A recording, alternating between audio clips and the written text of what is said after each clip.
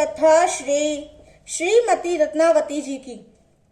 आमेर के राजा मान सिंह जी के छोटे भाई थे मधो सिंह जी। उनकी रानी श्री रत्नावती जी थीं। इनके समीप सेवा के लिए एक दासी रहती थी। वह भगवत भक्ता दासी कभी नवल किशोर, कभी नंद किशोर और कभी हाँ श्री वृंदावन चंद्र कहकर आंखों में पानी भर लेती थी। एक दिन रानी ने उस दासी से पूछा, तुम बार बार क्या करती रहती हो? किसका नाम लिया करती हो? उसे सुनकर मेरा हृदय भी उधर खिंचता है और मेरे मन में आता है कि मैं भी इसी प्रकार नाम का उच्चारण करूं। इस प्रश्न को सुनकर दासी विशेष विकल हो गई। उसके नेत्रों से अश्रुओं की धारा बह चली। दासी की ऐसी दशा देखकर रानी की भी वही दशा हो गई। कुछ देर बाद स्वस्थ चित्त होकर दासी ने उत्तर दिया, महारानी जी, आप इस बात को मत पूछिए। दिन रात राज सुख भोगिए। मेरी इस दशा का कारण यह है कि मुझ पर एक प्रेमी संत की कृपा हो गई है। अतः प्रेम वियोग के सुख दुख को मेरा शरीर सहन कर रहा है। फिर रानी के विशेष आग्रह पर और उनकी उत्कंठा को देखकर दासी ने प्रेम मार्ग के रहस्य का वर्णन किया। उसके समर्थन में ब्रजधाम के रसिक श्रोमणी संतों के चरित्र और उनके उपदेश सुनाए। उसका रानी के हृदय पर ऐसा विलक्षण प्रभाव पड़ा कि उसने दासी को उसकी सेवा टहल से छुड़ा दिया और आदर पूर्वक उसे अपने से ऊंचे स्थान पर आसन पर बैठाया। उस दासी को अपना गुरु मान लिया। रानी श्री रत्नावती जी दासी के मुख से भगवान के सुंदर रूप और गुणों को सुनती रहती। इससे भगवान के दर्शनों की अभिलाषा तीव्र हो उठी। फिर एक दिन रानी ने दासी से कहा, आप कुछ उपाय कीजिए, मनमोहन के दर्शन करा दीजिए। दासी ने कहा, भगवान के दर्शन पाना तो बहुत दूर अर्थात कठिन है। उनके दर्शन के लिए राजा लोग राज्य सुख को छोड़कर विरक्त होकर धूली में लौटते हैं। फिर भी छवि समुद्र भगवान के दर्शन नहीं पाते हैं। वे तो केवल एकमात्र विशुद्ध प्रेम के वश में हैं और उसी से दर्शन देते हैं। अतः सच्चे प्रेम भाव से भगवान की सेवा करो। विविध प्रकार के रसीले मेवा मिष्ठानों का भोग लगाओ, तब वे अवश्य ही कृपा करेंगे। रानी रत्नावती जी ने दासी के उपदेश अनुसार इंद्र नीलमणि की एक श्री मूर्ति बनवाई। भाव के अनुसार भगवान स्वयं अर्चा विग्रह के रूप में प्रकट हो गए।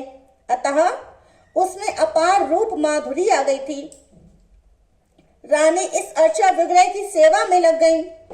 विविध प्रकार के भोग राग समर्पण कर भगवान को बड़ा प्यार करती।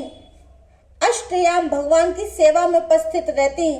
भगवान को शयन कराकर रात में जब रानी शयन करती तो स्वप्न में भगवान सेवा को स्वीकार करते और दर्शन देकर उसे सुख देते। रानी पर गहरा प्रेम रंग चढ़ गया। नित्य ठाकुर जी का वस्त्र आभूषणों से सुंदर श्रृंगार करती। जिस शोभा सागर का और छोर नहीं है, उसे टकटकी लगा कर निहारती रहती। रानी श्री रत्नावती जी के मन में भगवान के दर्शनों की तीव्र उत्कंठा थी। फिर भी दासी से नित्य पूछती ही रहती कि भगवान के दर्शन पाने का क्या उपाय है। ये सुनकर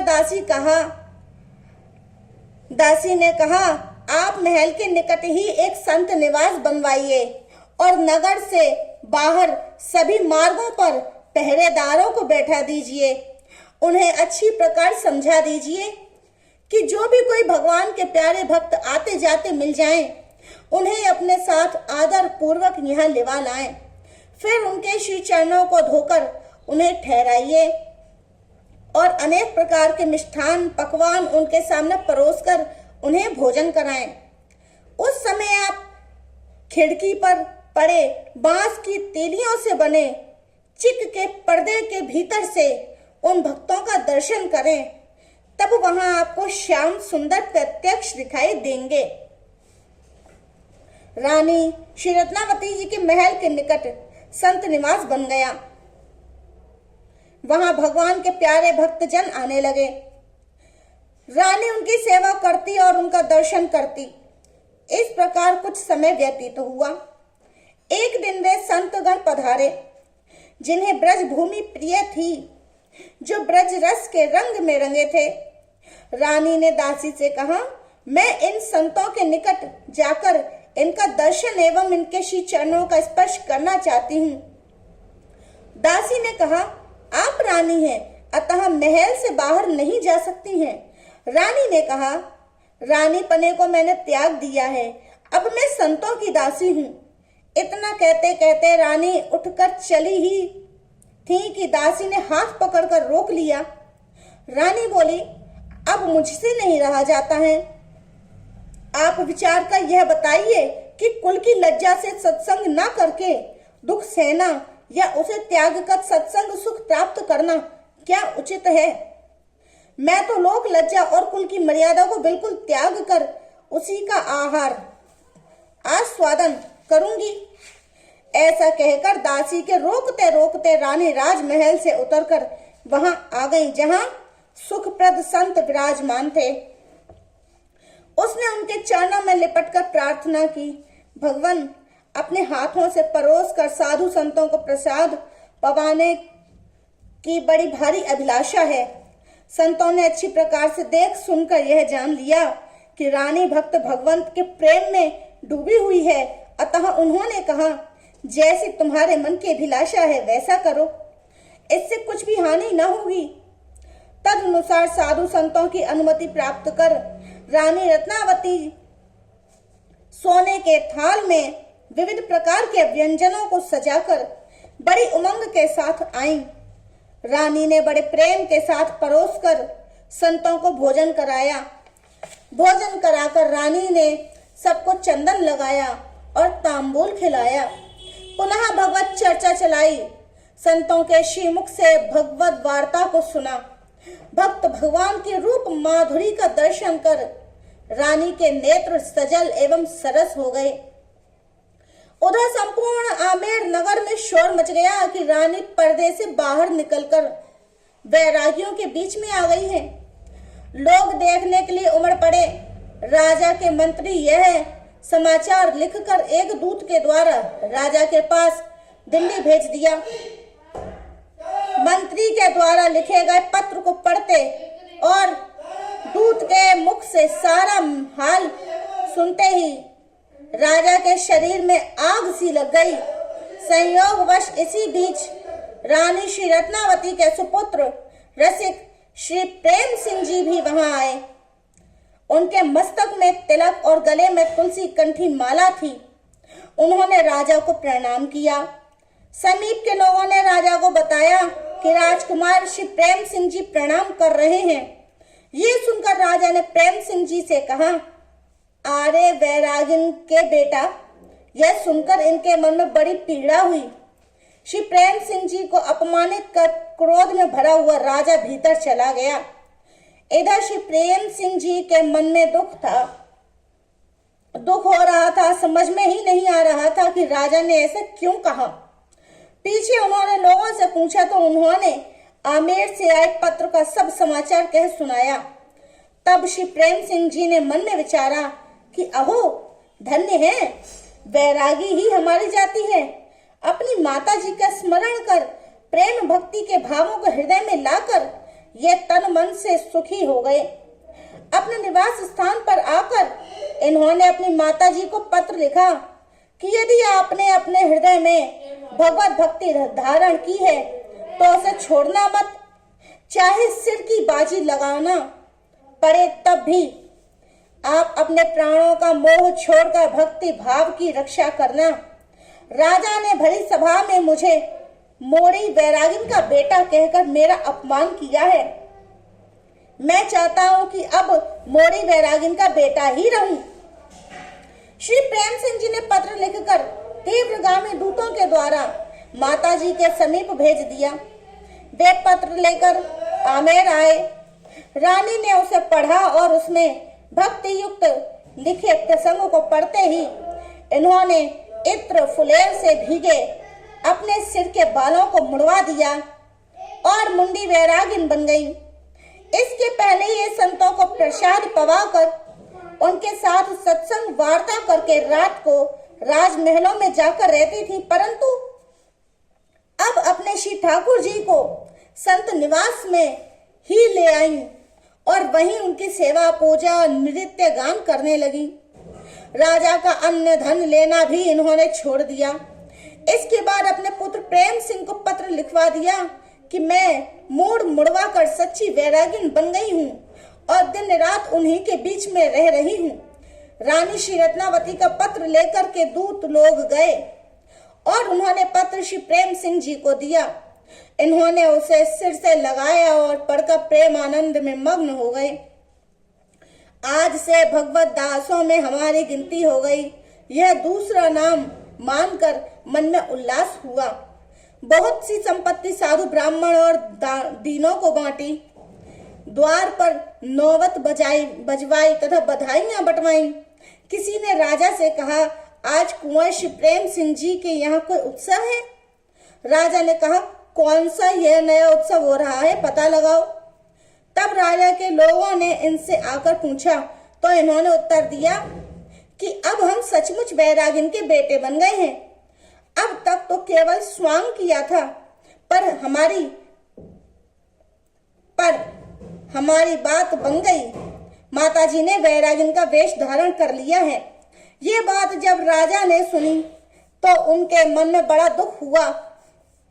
क्रोधवश उन्होंने वैर भाव से श्री प्रेम सिंह पर चढ़ाई करके उनसे युद्ध की तैयारी कर ली। जब कुंवर श्री प्रेम सिंह जी को ये बात मालूम पड़ी तो वे भी लड़ने मरने के लिए तैयार हो गए। पिता पुत्र में युद्ध की तैयारी देखकर हितैषी लोगों ने राजा को अच्छी तरह से समझाया कि लड़के के साथ युद्ध करने से सारे विश्व में आपकी निंदा होगी। बुद्धिमान शुभ चिंतकों ने उधर श्री प्रेम सिंह जी को भी यही कहकर समझाया। इन्होंने कहा, लौकिक विषयों के लिए मैंने अब तक करोड़ों जन्म गंवाए हैं, यह एक भगवान की भक्ति के काम आए, मैं ऐसा ही चाहता हूँ, मुझे यही अच्छा लग रहा है। श्री प्रेम सिंह जी का ऐसा दृढ़ विचार सुनकर लोग इनके पैरों में पड़ गए और कहा, अभी कुछ समय के लिए इन बाजों को बजाना बंद करवा दीजिए। राजा साहब आज ही रात को आमेर चले आएंगे, फिर आप खूब नौबत बजवाएं। प्रेम सिंह जी ने मान लिया। नौबत बंद हो गई। ये कहकर लोगों ने राजा को शांत किया। राजा माधव सिंह जी दिल्ली से चल दिए और आमेर आ गए। इनके नगर के निकट पहुंचते ही लोग आकर इनसे मिले और उन्होंने रानी का सब वृतांत कह सुनाया। अब राजा के मन में बड़ी ही चिंता हो गई।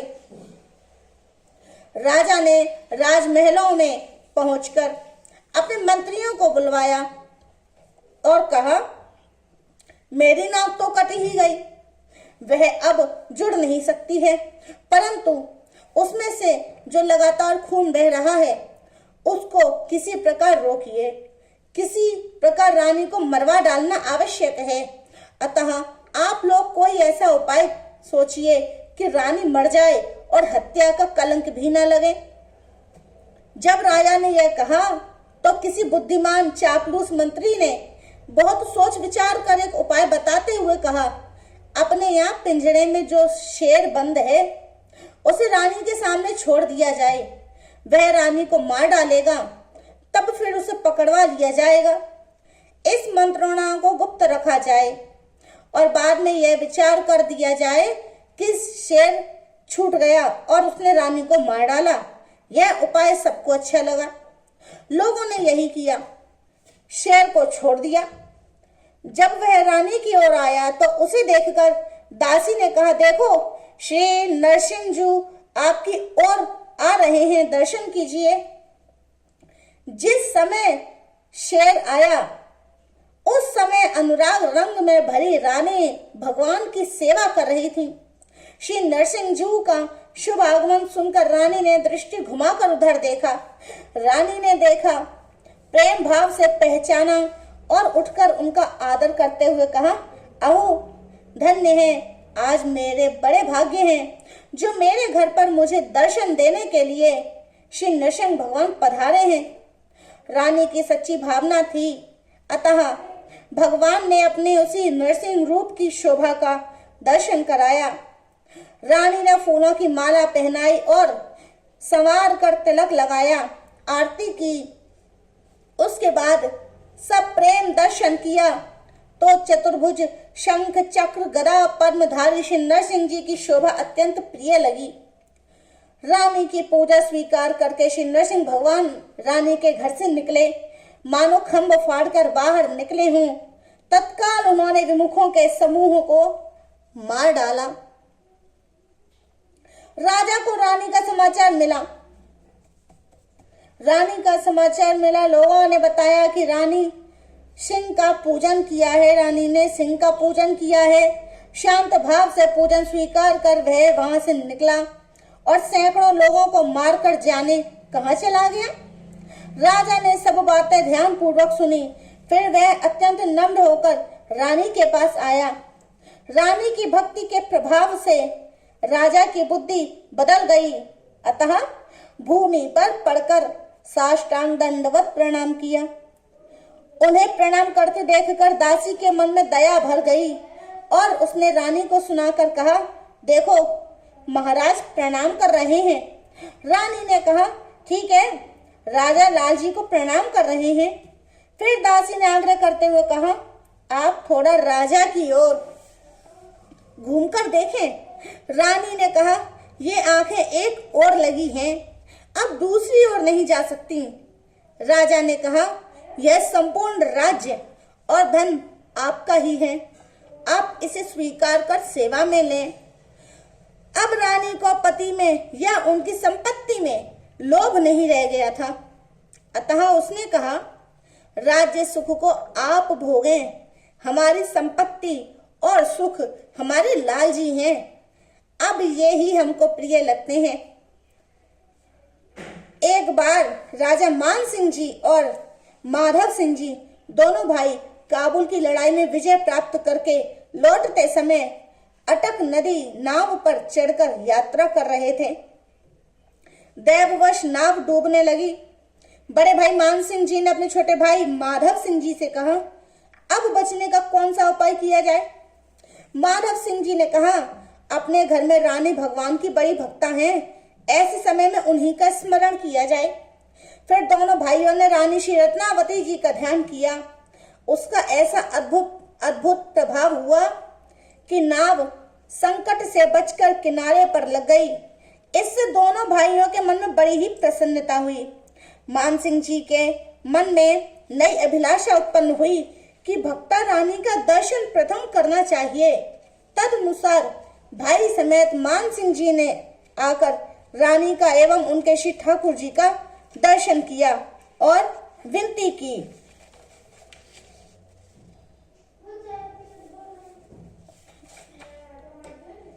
श्री जगन्नाथ पारीख जी की कथा। परम प्रसिद्ध श्री जगन्नाथ पारीख जी कांथाड़िया गोत्रीय ब्राह्मण थे। आपके पिता का नाम श्री रामदास था। परम भक्तिमती श्री करमेती जी का जन्म इन्हीं के गोत्र में हुआ था। भक्त दामगुण चरित्रिणी के 3 कवित्तों में श्री पारीख जी के 2 चरित्रों का उल्लेख है। किसी स्थान पर 5-7 ब्राह्मण भगवान श्री राम जी के उपासक थे। वे अपनी उपासना में तल्लीन थे। इसी बीच एक घोर शाक्त वहां आ पहुंचा और उसने वैष्णवीय उपासना का खंडन कर दिया। वे उससे शास्त्रार्थ नहीं कर पाए। इसी समय दैवयोग से श्री जगन्नाथ जी पारीख वहां पहुंच गए। उन्होंने उससे शास्त्रार्थ करके उसे हरा दिया और श्री रामोपासना का समर्थन किया। इससे वे ब्राह्मण बहुत प्रसन्न हुए, परंतु उस शाक्त को बहुत बुरा लगा। तब उसने मारण शक्ति का प्रयोग किया, परंतु उनके ऊपर कुछ भी प्रभाव उसका नहीं हुआ। उल्टे उस मारण प्रयोग से वह स्वयं मरने लगा।